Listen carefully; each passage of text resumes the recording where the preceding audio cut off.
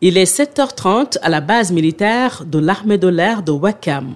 L'avion s'apprête à décoller avec à son bord le ministre de l'Enseignement supérieur, de la Recherche et de l'Innovation et ses homologues de l'Éducation nationale et de la formation professionnelle et technique, ainsi que des syndicalistes, des membres de la société civile et membres des cabinets des 3 ministres, tous en partance pour la région de Matam.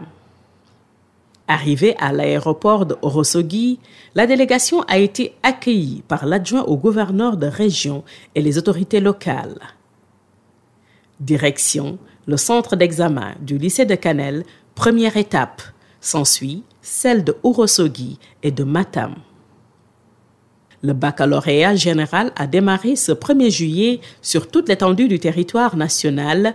Comme le veut la tradition, le ministre de l'Enseignement supérieur, de la Recherche et de l'Innovation, entouré de ses collègues de l'Éducation nationale et de la formation professionnelle et technique, ont effectué une visite dans certains centres d'examen. Au baccalauréat session 2024, la région de Matam avait enregistré les meilleurs résultats sur les 14 régions du pays, suffisant pour que les autorités éducatives effectuent une tournée dans cette région distante de Dakar de 529 km pour montrer leur satisfaction. Cette démarche des nouvelles autorités, une première d'ailleurs dans l'histoire, est appréciée à sa juste valeur.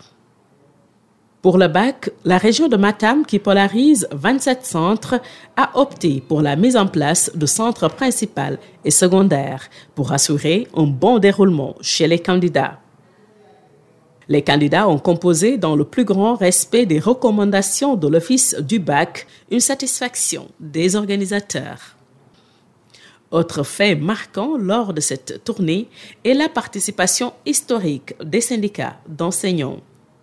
La journée s'est terminée par une série de visites à l'Institut supérieur d'enseignement professionnel ISEP, au centre de formation professionnelle et à l'université de Matam.